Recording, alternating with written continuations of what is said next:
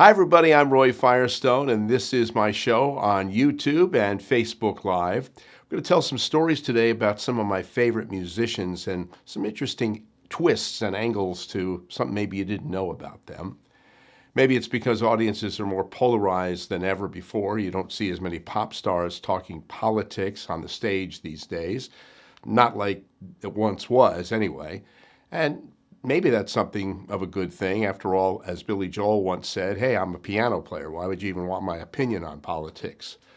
But in the 60s, people like Harry Belafonte, Joan Baez, Pete Seeger, they put their careers on the line to speak out about civil rights. The first pop band, though, to threaten to cancel a show if the audience wasn't integrated was the Beatles. They put it in their contract, first at the Jacksonville Gator Bowl, that they wouldn't appear if the audience wasn't integrated. And that was a pretty big deal in 1964, even before the Civil Rights Act was enacted. Before the Beatles came to America, the Beatles' major fans of black pop singers paid very close attention to the civil rights movement in America. And one day, before the Beatles came to America, Paul McCartney saw something that really disgusted him.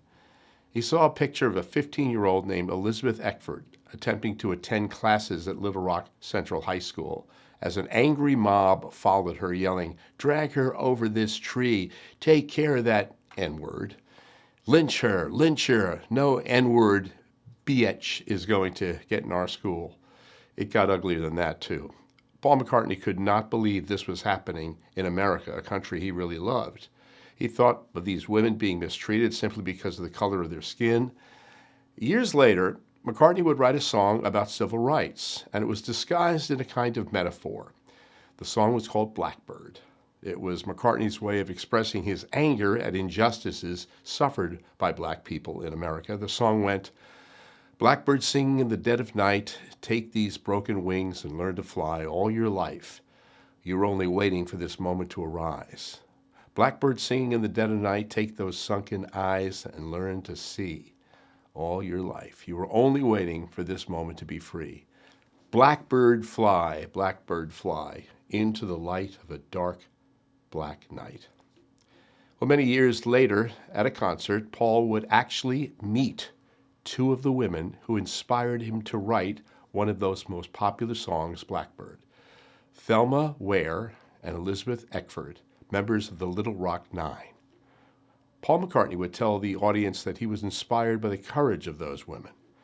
Way back in the 60s, he said there was a lot of trouble going on over civil rights, particularly in Little Rock. We would notice this on the news back in England, so it really was important for us because to me, this is where civil rights started. We would see what was going on and sympathize with the people going through those troubles. It made me want to write a song that if it ever got back to the people going through those troubles, well, maybe it might just help them a little bit. He explained that when he started writing the song, he had in mind a black woman, but in England, girls were called birds. And so the song started, "Blackbird singing in the dead of night." McCartney added that he and the Beatles cared passionately about the civil rights movement. So this was really a song from me to a black woman experiencing these problems in the States. And then he said, "Let me encourage you to keep trying, to keep your faith, because there is hope." The lyrics, "Blackbird singing in the dead of night, take those sunken eyes and learn to see all your life. You are only waiting for this moment to be free." Quite a story.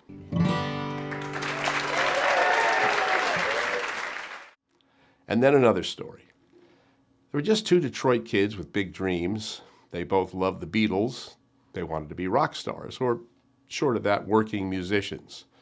Bobby and Glenn met when Bobby was just 16. Glenn was a little older. They both played guitar. They were singers in bar bands, even though they weren't even legal to drink in the bars where they played. And one day, Glenn got tired of the Detroit music scene, decided he was going to pack up a couple of suitcases and jump in his rundown old Camaro and drive to LA and give it a go as a working musician. At first, it was kind of hard to find work. Bobby kept telling him, "Hey, I'm writing songs back in Detroit. Come home, write songs with me." But Glenn didn't go back. He found a beaten-down one-room apartment in the Silver Lake area of Los Angeles where he met another aspiring musician. The rent for Glenn was about $60 a month. Every day he'd hear the kid downstairs banging away at the piano. Glenn would try and do the same plucking on his guitar. Well, one day Glenn met a young Mexican girl named Linda who needed a backup band for her act. She hired Glenn for $25 a night. She was singing covers mostly in another bar band, but Glenn needed that money, needed the $25 because it would help pay the rent. Meanwhile, the musician in Glenn's apartment building met that girl too, and he was smitten like Glenn was. One night, the right people were in the audience when the girl was singing, and they hired Linda for some gigs. She was starting to be successful with her beauty and her big voice. Glenn and his housemate started getting gigs again, and before long, they were writing songs and performing them themselves. Both of them fell in love with Linda. Then Glenn met a Texan named Donnie, and he too was hired to back Linda in her fledgling band. Bobby in Detroit was starting to make a name for himself as well as a rocker in the Detroit music scene. Well, I might as well reveal these eventual superstars of rock and pop music. Glenn was Glenn Frey. His friend Linda, you might have guessed it, Linda Ronstadt.